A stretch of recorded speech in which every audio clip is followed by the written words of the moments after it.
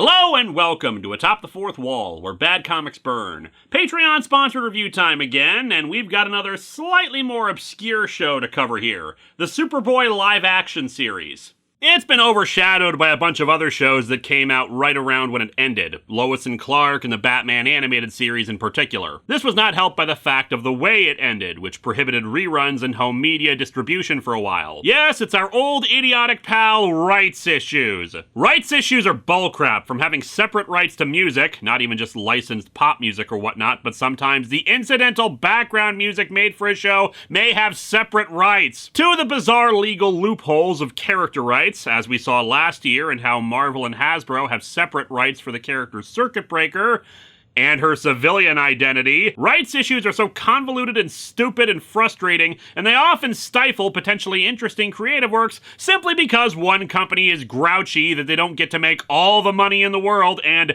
gasp, someone else might get some money too! And thus was the case with the Superboy show.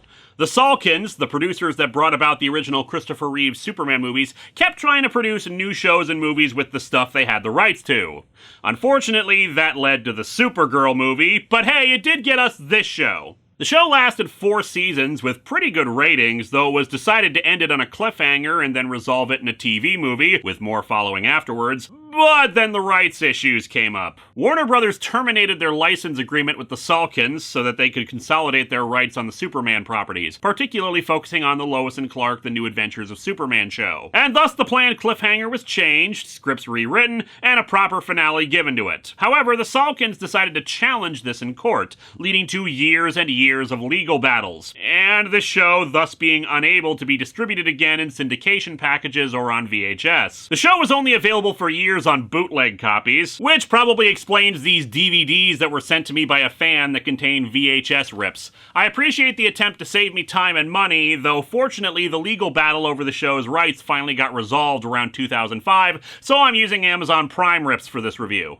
The show just has a weird and interesting production history, particularly in the jump from seasons 1 to 2. The fan who patroned this steadfastly told me to avoid season 1 and that it sucked. Not really a problem for me, since I tend to just stick to what it is I'm reviewing and not anything more. But it's not just a quality thing. They actually recast the title character, Lex Luthor, and shuffled around the cast a bit in general. Gerard Christopher took over from John Hames Newton as the Boy of Steel, and after the show ended, Christopher was actually one of the ones who was bootlegging episodes of the show for fans, getting access to the master copies and thus distributing the best quality bootlegs one could get. But let's see if the show itself was actually worth all that hassle. The patron asked me to cover a set of 2-parters, one from the 3rd season and one from the 4th. Let's dig into these episodes of the Superboy live action show and see how well it's aged.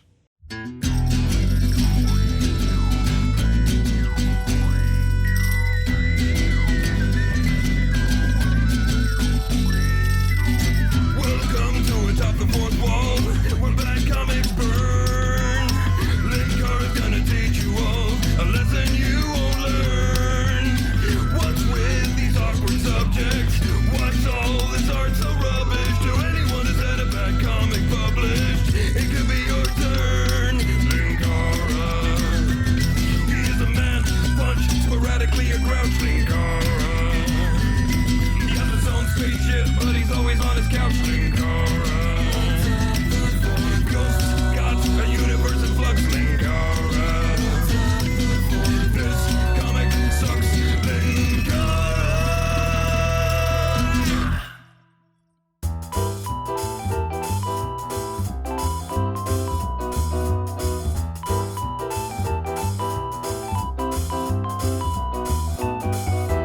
Our first 2-parter is Roads Not Taken. We begin with our opening expository theme song. Rocketed from a distant planet to a bold new destiny on Earth. These still frames and the CGI logo will have a rich life on Earth. He learned he possessed the strength of steel, the speed of light, and the desire to help all mankind. Unfortunately, he just used that power to recreate scenes from the movie Patton. The theme song itself is fine, not terrible, but the MIDI synth chords just sound cheap, sorry to say.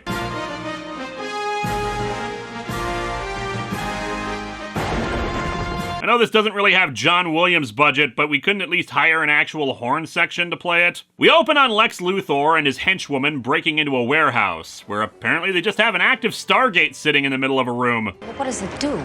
This, my bumble-headed sweetheart, is an interdimensional portal. And thus begins Enter the Luthorverse. You know, Lex, I know you're jealous of other businesses, but you do realize that Rosenthal Industries has superpowered people who can help them too, right? Lex decides to step inside. Lex, be careful.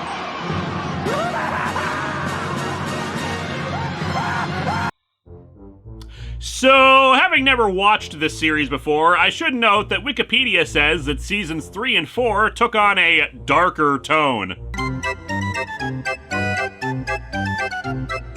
There has got to be a better way to show an interdimensional portal than flushing. The Goa'uld's efforts to build their own Stargates had some design flaws. As with any creative endeavor, I need to remind you all that several people watched this as it was being produced and said out loud, "Oh yeah, this is how I want this to look." And now Lex Luthor gets to experience the rinse cycle. Quick, somebody activate the garbage disposal before he clogs it up!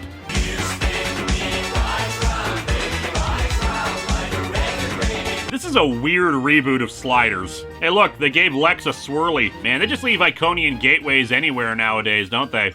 And finally, show of hands, more or less embarrassing for Lex Luthor than the pea jar?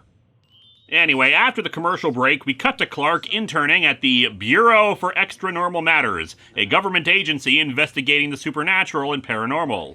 It's the Bureau of Extra Normal Matters. What else could this place be? Well, the sign out front said this was a sex shop, so you can understand my confusion. The guy delivers a letter for them, a ransom letter with a lock of Lana Lang's hair in it. Clark naturally runs off to change, heading over to the interdimensional portal warehouse, apparently a part of Schuster University, a location that was used more in the first 2 seasons, which is of course controlled with late 80s computer technology. The Amiga 500. When you want to head into an evil mirror universe, nothing does the job better. You control it using Video Toaster. Clark interrupts this guy playing Magic Pockets and demands to know where Lana is. The guy knows nothing about it, saying he didn't write the letter. Who did? I did. I've been standing here for 3 hours. It's weird how this guy hasn't noticed. The henchwoman, Darla, admits that she kidnapped Lana to get his attention. She wants Superboy to travel through the portal and get Lex back. So I did what Lex does when he has a problem that he can't solve. I kidnapped Lana. For a super genius, Lex really only has one plan, and that's kidnap Lana. She refuses to free Lana unless he helps her. The warehouse scientist guy, Dr. Winger, explains about the idea of parallel universes stemming from different choices being made. So it's like a time machine. No. Not like a time machine.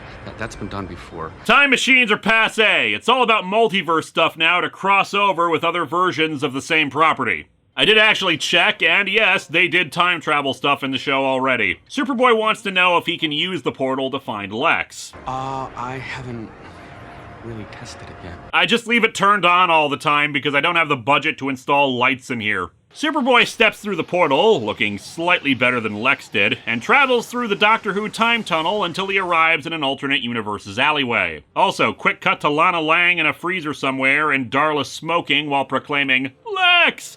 Because we need to be reminded that that's a thing going on, I guess. A bunch of homeless people accost Superboy, repeating, "Die, Superboy, die!" Somewhere, Sideshow Bob is proclaiming that they're actually saying, "The Superboy, the." He finds a homeless version of Lana Lang who says that he did something terrible. When Superboy denies having done anything, she directs him towards a cemetery. That Ed Wood would say is cheap. Yeesh, just shove a couple sticks in the ground and call it a day, I guess. But no, there's one larger headstone that's the center of attention.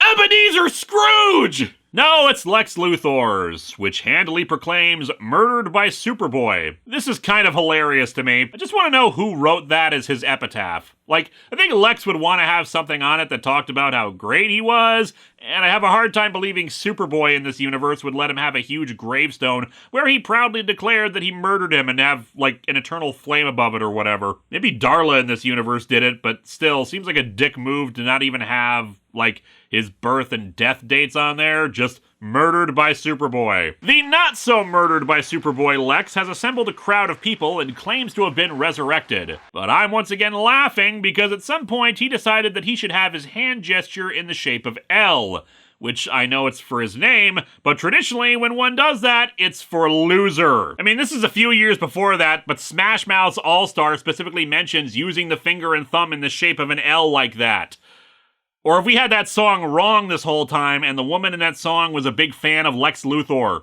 Rejoice, for I am resurrected. Oh, get off the cross. We need the wood. He works the crowd up, but he also states some contradictory stuff, like saying he knew Superboy was bad from the start, and then proclaims how much he thought Superboy was a hero in an over-the-top, disappointed, and sad fashion. Anyway, point is, he plans to have their movement to take down Superboy grow. Our Superboy goes to confront Lex, but he's armed with kryptonite and forces him back out to the crowd, who want to kill him. He escapes and heads to this universe's version of the Bureau, finding it abandoned and wrecked. However, there he's confronted by this universe's Superboy, who wears sunglasses and a leather coat. The comparison's been made to him looking like how Connor Kent would in The Death and Return of Superman, but honestly, I just see Sylvester Stallone as Cobra. I don't know if this is referencing a specific episode, but apparently in both realities, Luthor had kidnapped a bunch of children, and it resulted in their deaths. In our hero's timeline, he fought the urge to take revenge, but in this reality, he killed Luthor. I used my heat vision. Cut him right to. And that's why I wear sunglasses in the middle of the night now. Superboy speculates that the alternate one doesn't wear the suit anymore because he's ashamed of what he did, but Sunglasses Boy denies that, claiming that hero stuff is outdated. Still, Superboy says that if they're truly the same aside from this one choice, then the capacity to be a good guy is still in him and flies off. Superboy heads to the alternate universe Dr. Winger, who apparently in this universe decided to tease his hair like crazy. However, it turns out he's already working with Lex, and the two use kryptonite on him to end part 1. Also, like in some comics, it makes his skin turn green. Well, suddenly I have a refreshing mint flavor. Part 2 picks up right where it left off, though there's a weird quality jump between the two episodes. Part 1 was very dark and harsh in its lighting, almost like a slightly poor VHS transfer, and the green on the kryptonite was much more pronounced. Now in Part 2, everything's a bit brighter, and the green from the kryptonite is more of a pale green. I was using the best possible quality for both of them, so it's possible the masters that they use for this are just like that. Just an observation is all. Or maybe the kryptonite in Part 2 is a different flavor of toothpaste. Superboy flees through the dimensional portal into another world, where it's clear right away that he took over the planet. You'd think if he took over the world, he could hire better artists for his evil overlord posters. It's also a world that looks distinctly more 1930s-ish. A crowd gathers around him. Sovereign, may I have your autograph? Son, $40. Some goons who work for the Sovereign show up with an alternate Lana Lang, whom they proclaim as a traitor, and ask if they should execute her or if he wants to. Rip her arms off, Sovereign. Burn her with your heat vision. Don't be too horrified by that. He says the same thing when watching Gordon Ramsay shows. Instead, he flies her away and tries to get answers on what's going on, but she says nothing, thinking it's a trick to expose her resistance movement. Back in the dimension Luthor's in, he wants Dr. Winger to destroy the portal to ensure Superboy can never return. After some coaxing, Winger agrees, even pointing out a more portable dimensional transportation device he's built as well. However, before he can smash it, Sunglasses Boy shows up. Over in Sovereign World, Superboy finds this universe's Dr. Winger, who's naturally making a dimensional portal as well. Man, all the Dr. Wingers are gonna have a crossover story and nobody's gonna care. He wants to use the portal to go back to Sunglasses Boy's universe, and we cut over to the Sovereign. They hate me! And mostly they hate your fashion sense, dude. The design is fine, but if you want people to take you seriously, make it out of leather or something that looks thicker than ordinary cloth. The Sovereign is informed of the other Superboy, and he murders one of his subordinates over this, because, you know, evil. Back with our hero, it turns out Dr. Winger works with the Resistance, bringing in Lex Luthor, Lana Lang, and some more kryptonite. Superboy explains who he really is, and given how he let Lana go, they decide to believe him. However, they also demand that he help them take down the Sovereign. The infant who could fly, lift a truck, see through concrete. And yet he still won't pay for drinks when you're out with him. They reveal that instead of landing on the Kent farm, he landed a few hundred yards away at a granary, whose owner saw the potential for the baby Clark to help make him master of the world. Smallville's a diverse little town, farmers who instill ethics and virtues on one side, and megalomaniacs on the other. The Sovereign's forces attack the Resistance base, and this Lex is killed in the ensuing fight. As he dies, he begs Superboy to stop the Sovereign, and even asks if other Lex Luthors would die for the causes they believe in. Well, yes they would, but they'd also clone themselves and transfer their minds into a younger body and claim to be their own son. It's complicated. And thus over to the Sovereign. The Sovereign can't be watching all of you all the time, but sooner or later, he will see you. He's actually talking to his streaming shows. It's really kind of boring being the ruler of the world. The two briefly fight, the Sovereign giving the standard spiel about instilling order and etc. However, before they can have a long battle, Lana shows up with the kryptonite and a suicide vest. I know the dude is the unchallenged ruler of the world, but he's really let his security get lax. Lana forces him into a corner and detonates the bomb, blowing them up while our hero is confronted by a really terrible special effect flame. Obviously the kryptonite's still affecting him a bit, but fortunately he's rescued by Sunglasses Boy, who brings him back to his world. By the by, I will say this, while stuff like that explosion turned out pretty bad, the split screen effects anytime there are two Superboys on screen are pretty damn good. Superboy prepares to take Lex back with him, but... I must have transported the explosion back too. Of course! Don't you know anything about science? Superboy and Lex teleport back to their own world while the portal is destroyed, and...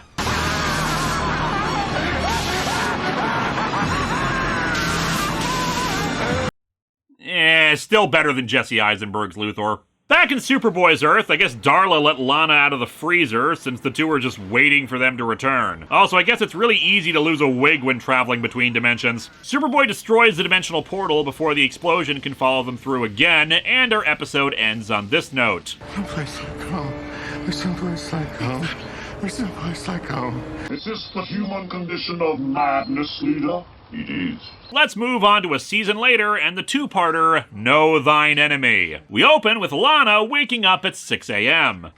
Good morning, Capital City. Lex Luthor coming at you with a big surprise. I always figured Lex's true destiny was as a morning Zoo Crew radio DJ. Despite this being made in 1991, the version of Luthor they were using was the straight-up supervillain with mad science schemes instead of the business mogul. So he's announcing to the world that he's created a nationwide chain of nuclear bombs that he plans to detonate in 6 hours. They're dirty bombs too, with the plan of sending out radioactive fallout dust throughout the globe and, well, destroy all life on the planet. So, you know, something to look forward to, I guess. He's not making a ransom demand or anything. He just thought he should give people an FYI. He's killing everything on the planet. Enjoy your final hours. I know I will. Is he gonna have sex with that clown horn? Superboy breaks into Luthor's lair, and the camera decided we needed a good shot of his crotch and stomach on the way up. Extreme close-up! Whoa! He locates a robot that tries to strangle him, but he just breaks off its arm. Lana soon joins him and says that if the world's going to end, she wants to spend it with him. It's like doomsday out there already. The streets are clogged with cars. People are crawling all over each other just to get out before the bomb hits. It's just a pity we don't have the budget to show it. They locate a bunch of mini-discs containing Lex's autobiography, as well as a weird hologram thing. Project Genesis. Progress report. Oh yeah, this was a much more efficient way of keeping records than just writing it down, Lex. Just because it's futuristic doesn't mean it's practical. Also, Project Genesis. So after the radiation kills everyone on Earth, Lex is going to use the Genesis torpedo to terraform Earth. Somehow, Luthor was able to transfer his memories onto a disc. Okay, so far we've had memories transferred onto a 3.5-inch floppy disk and punch cards. And now, mini discs or VCDs or whatever the hell this thing is. Are there any other storage mediums that science fiction wants to pretend you can fit a human brain onto? A PlayStation memory stick, perhaps? Superboy finds a device that will allow him to experience the memories for himself, which seems odd that that's how the interface works and not just like a screen or something they can watch it on. Although I suppose it is kind of surreal if you say out loud, hey, open VLC so I can watch when I got a D in geography.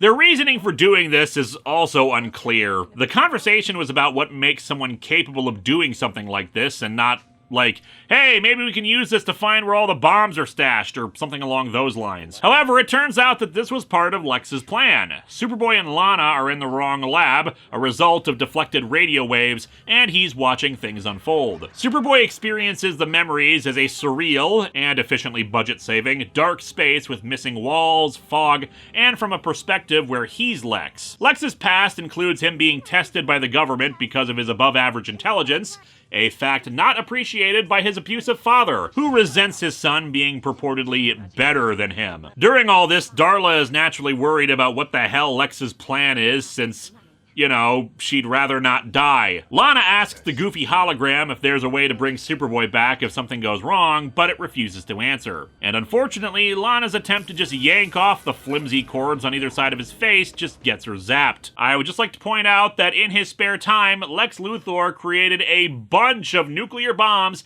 and a device that lets you record and view someone's memories. And yet his first plan was destroy all of humanity and show Superboy how sucky my childhood was. You know, Lex, this is why people like Superman more than you. Your injuries are minor. The electronic field is for protection, not harm. Lex's audition to be the new Zordon isn't going well. The Hollowhead explains that the actual purpose of the device is to transfer Lex's memories into an android body. However, Superboy hooking himself up like this risks his own mind. If they don't find a way to disconnect him from it, he'll be trapped in a repeated loop of Luthor's memories forever. Lana, in a fit of idiocy, decides to plug herself into the Matrix and try to get him out. Like, you could grab a stick or something and pull the cords off remotely, or smash the device itself. Getting yourself trapped in Luthor's memories along with Clark seems like a Plan F kind of thing, not the second thing you try. Meanwhile, Darla is still baffled about why Lex would do all this, and we soon see the reason. Lena, his younger sister, died last week in a car crash, and we've seen in the memory visions that the two were very close. So yeah, he's a little pissed. He reveals to Darla that he's invented an android body for himself that he'll transfer his memories into. Along with it is a tiny android Lena, who doesn't contain her exact memories, but what he recalls about her. We'll live happily ever after. Together. Just the two of us. Are you crazy? Is that your problem?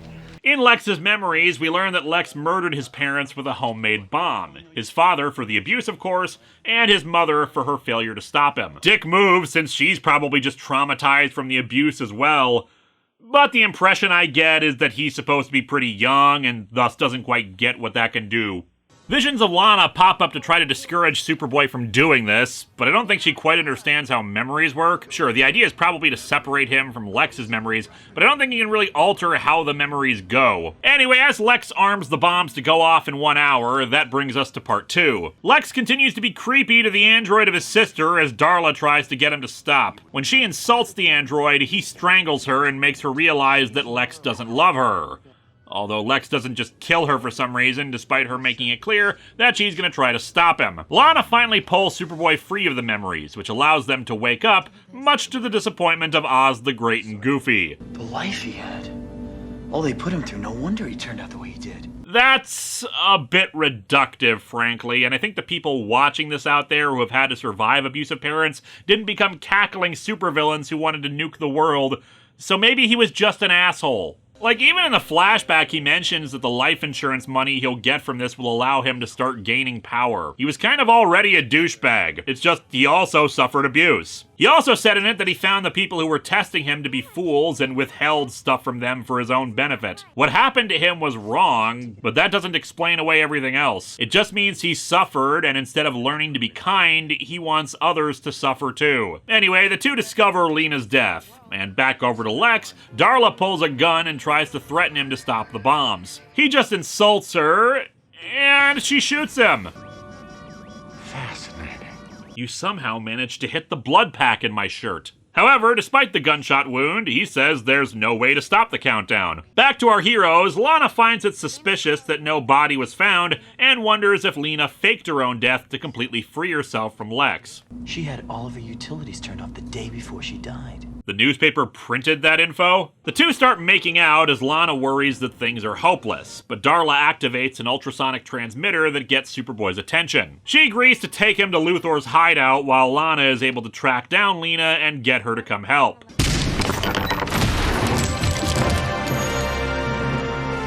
I said I have some Girl Scout cookies to sell, damn it! He reiterates that the countdown can't be stopped and the android is unleashed to fight Superboy. Meanwhile, Lena explains to Lana how she was sick of trying to move around because of her connection to Lex. Police stalking her in case he makes contact, letters written to her, people constantly finding out her relation to him and judging her for it. Not for nothing, but to that last point, seems like you could just change your name instead of faking your own death. Man, Lex is really energetic for someone bleeding to death from a bullet wound. Lana brings Lena to him, who admits how much she hates him for all that he's done. In his anger, he says she could just die with everyone else, but the android Luthor refuses to let her die again, aborting the countdown. You said you couldn't stop the countdown. I lied. Dishonesty, Lex! Truly the worst thing you've done today. He terminates the android using another vocal command and orders Lena to leave. The party's over, folks. Could you just get out? Everybody betrayed me. I fed up with this world. And so our episode ends with him telling Superboy in his despondency that he never loved her. Sure, Lex. Whatever you say. Meanwhile, Darla's just like, so could I keep the Lex spot for myself, or...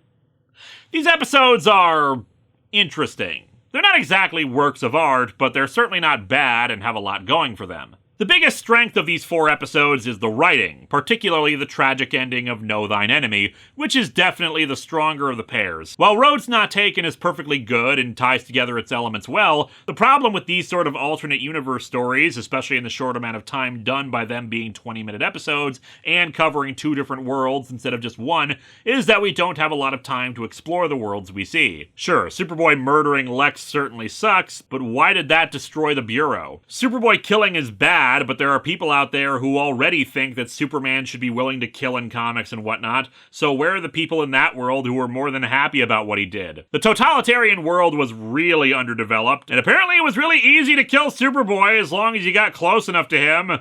Which didn't seem so hard to do either. I do appreciate, though, that we had the crowd and the kid who were all too happy with the Sovereign. The kid in particular, because that shows how indoctrinated they are. This wasn't out of fear of him. The kid genuinely admired him and wanted him to murder a person in cold blood. Know Thine Enemy is better mostly because its focus works so well. We get introduced to some of Lex Luthor's backstory and show how far gone and narcissistic he truly is. When Lena rejects him, despite him wanting to destroy the world because he thought she was dead, he turns it around and either can't believe that she'd say that, or just can't stand rejection from the one person he cared about and is willing to let her die all over again. I also appreciate that while they want Lena to somehow get Lex to stop, none of them try to convince her that she's wrong to reject him or cut him out of her life. Dude's a toxic asshole and a monster, and she shouldn't have to put up with him just because they're siblings. Still, while the writing is pretty top-notch, there are some things that really hamper it. Budget is the most obvious. From a pretty weak musical score to the episodes taking place in mostly the same dreary locations for most of their runtime. They definitely use the meager budget however they can, showing off some pretty good special effects for syndicated TV.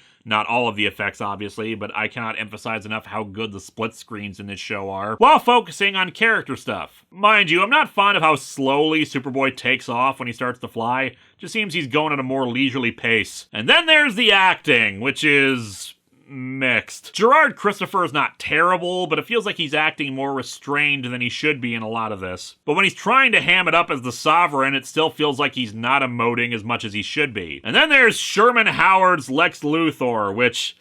yeah, not a big fan. The guy's a great actor. He's one of those, hey, it's that guy kind of actors, and he did not become a stranger to DC properties, in particular being the voice of Blight in Batman Beyond. Given the voice he had in that, I could actually see him as a businessman Lex Luthor, but his performance here is just chewing the scenery and being goofy. Still, his ending lines and his reaction to Lena were great, and showed just how much depth he could have certainly given to the role. Overall, as a sampling of episodes of this show, I'd say these are pretty good, and it might might be worth a shot to watch if you're curious, though I don't know if it's a forgotten classic based on just these. The talent is certainly there, but it just doesn't reach the heights it aspires to. Next time, another Patreon-sponsored review, another DC property, and unfortunately, a much lesser one than this. It's the animated adaptation of The Killing Joke.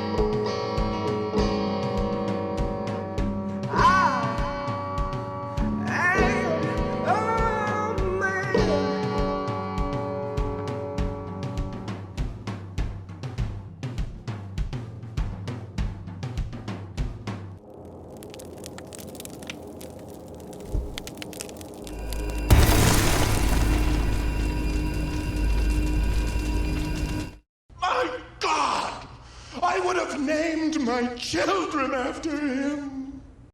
Hello, my friends. Please take a moment to like this video, subscribe to the channel, and click the bell for notifications on new video releases. If you'd like to support future videos, you can check out my Patreon or purchase a t-shirt via Teespring or Shark Robot. Thanks for watching.